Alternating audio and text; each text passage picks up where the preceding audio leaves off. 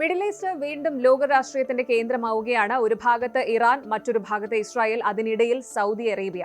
ഇപ്പോൾ അമേരിക്ക എടുത്ത പുതിയ തീരുമാനം ലോകത്തിന്റെ ശ്രദ്ധ പിടിച്ചുപറ്റുകയാണ്. ഏകദേശം $2 ബില്യൺ വില വരുന്ന പുതിയ വെപ്പൺസ് പാക്കേജ് നേരെ സൗദി അറേബ്യയ്ക്ക്.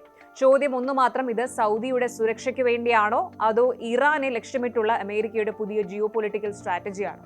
ഈ ഡീലിന്റെ പിന്നിലെ രാഷ്ട്രീയം മുതൽ മിഡിൽ ഈസ്റ്റിലെ ശക്തി സമവാക്യങ്ങൾ വരെ വിശദമായിട്ടൊന്ന് നോക്കാം. മിഡിൽ ഈസ്റ്റിൽ വീണ്ടും യുദ്ധത്തിന്റെ കരിനിഴൽ പടരുകയാണ്. വെസ്റ്റ് ഏഷ്യ ഒന്നടങ്കം പുകയുമ്പോൾ ലോകത്തിലെ ഏറ്റവും വലിയ മഹാശക്തിയായ അമേരിക്ക ഒരു നിർണായക നീക്കം നടത്തിയിരിക്കുന്നു.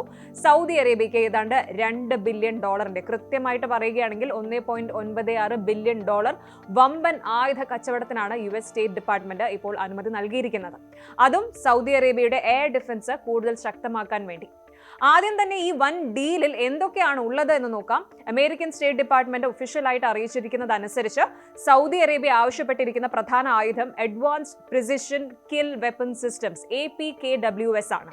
ഏതാണ്ട് 20,000 എണ്ണം APKWS വാർഹെഡുകളാണ് അമേരിക്ക സൗദിക്ക് നൽകുന്നത്. US നേവിയുടെ വെബ്സൈറ്റ് പ്രകാരം ഇത് ശരിക്കും ഒരു ഗെയിം ചേഞ്ചർ തന്നെയാണ്.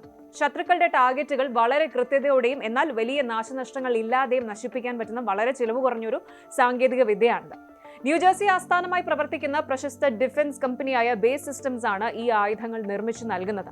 ഇതിലൂടെ US അതിന്റെ ഏറ്റവും വലിയ നോൺ നേറ്റോ സഖ്യകക്ഷിയായ സൗദി അറേബ്യയുടെ സുരക്ഷ ഉറപ്പാക്കുകയാണ് എന്നാണ് വാഷിംഗ്ടൺ പറയുന്നത്. ഈ ഒരു ഡീലിന് പിന്നിൽ വ്യക്തമായ ഒരു കാരണമുണ്ട്. കഴിഞ്ഞ കുറച്ച് ദിവസങ്ങളായിട്ട് യമനിലെ ഇറാന്റെ പിന്തുണയുള്ള ഹൂതി വിമതരും സൗദി അറേബ്യയും തമ്മിൽ വീണ്ടും കടുത്ത സംഘർഷത്തിലാണ്.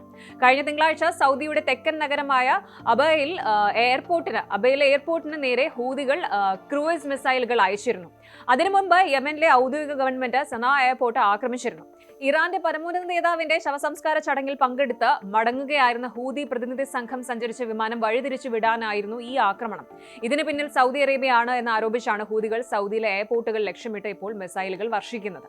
ഈ ഒരു സാഹചര്യത്തിൽ ഏത് സമയത്തും വീണ്ടും ഒരു യുദ്ധം പൊട്ടിപ്പുറപ്പെട്ടേക്കാം. അതുകൊണ്ട് തന്നെ രാജ്യത്തിന്റെ വ്യോമാതിർത്തി സംരക്ഷിക്കാനായിട്ട് സൗദിക്ക് കൂടുതൽ ആധുനിക പ്രതിരോധ സംവിധാനങ്ങൾ കൂടിയേ തീരും.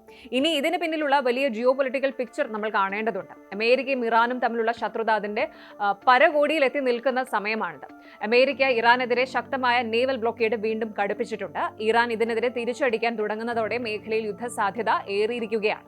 ഇറാനെതിരെ ശക്തമായി നിൽക്കാൻ അമേരിക്കയ്ക്ക് സൗദിയുടെ വലിയ പിന്തുണ വേണം. ഗൾഫ് മേഖലയിൽ തങ്ങളുടെ താൽപര്യങ്ങൾ സംരക്ഷിക്കാനും സാമ്പത്തിക പുരോഗതിക്കും സൗദി അറേബ്യയുടെ സുരക്ഷിതത്വം അമേരിക്കയ്ക്ക് ഒഴിച്ചുകൂടാനാവാത്ത ഒന്നാണ്. അമേരിക്കൻ വാദം ഒന്ന് കേൾക്കണം. ഈ ഒരു ആയുധ കച്ചവടം അമേരിക്കയുടെ ഡിഫൻസ് റെഡിനെസ് അതിനെ ഒരു തരത്തിലും ബാധിക്കില്ല. മറിച്ച് ഇത് ഗൾഫ് മേഖലയിൽ രാഷ്ട്രീയ സ്ഥിരത കൊണ്ടുവരാൻ സഹായിക്കും എന്നാണ് US സ്റ്റേറ്റ് ഡിപ്പാർട്ട്മെന്റ് പറയുന്നത്. എന്നാൽ ഇവിടെ മറ്റൊരു കാര്യം കൂടിയുണ്ട്. നമ്മൾ നേരത്തെ ചർച്ച ചെയ്തിട്ടുള്ളതുപോലെ സൗദി അറേബ്യ പലപ്പോഴും റഷ്യയുമായും നല്ല ബന്ധം പുലർത്താറുണ്ട്. പക്ഷേ ഡിഫൻസിന്റെ കാര്യത്തിലേക്ക് വരുമ്പോൾ സൗദിക്ക് ഇപ്പോഴും അമേരിക്ക തന്നെയാണ് മെയിൻ പാർട്ട്ണർ. ഹൂതികളിൽ നിന്നും ഇറാന്റെ മിസൈൽ ഭീഷണിയിൽ നിന്നും പൂർണ്ണ സംരക്ഷണം നൽകാൻ പറ്റുന്ന റേഡാറുകളും മിസൈൽ വിരുദ്ധ സംവിധാനങ്ങളും ലോകത്തെ ഏറ്റവും മികച്ചത് അമേരിക്കയുടെ കയ്യിലാണുള്ളത്. അതുകൊണ്ട് തന്നെയാണ് Saudi crown prince Mohammed bin Salman അമേരിക്കയുമായി ഈ വലിയ ഡീലിന് പച്ചക്കൊടി കാട്ടിയത്. ഈ ഒരു $2 ബില്യൺ ആയുധ കച്ചവടം ഒരു നിസ്സാര കച്ചവടമല്ല. ഇത് മിഡിൽ ഈസ്റ്റിലെ പവർ ബാലൻസ് തന്നെ മാറ്റിമറിക്കാൻ പോകുന്ന ഒന്നാണ്. ഹൂതികളുടെ മിസൈൽ ഭീഷണി പ്രതിരോധിക്കാൻ ഈ ആയുധങ്ങൾ സൗദിയെ സഹായിക്കുമോ അതോ മേഖലയിൽ വീണ്ടും ഒരു വലിയ യുദ്ധത്തിന് ഇത് വഴിയൊരുക്കുമോ? ഇത് നമുക്ക് കാത്തിരുന്ന് കാണാം. കൂടുതൽ വാർത്തകൾക്ക് News 18 Keralam YouTube channel subscribe ചെയ്യുക.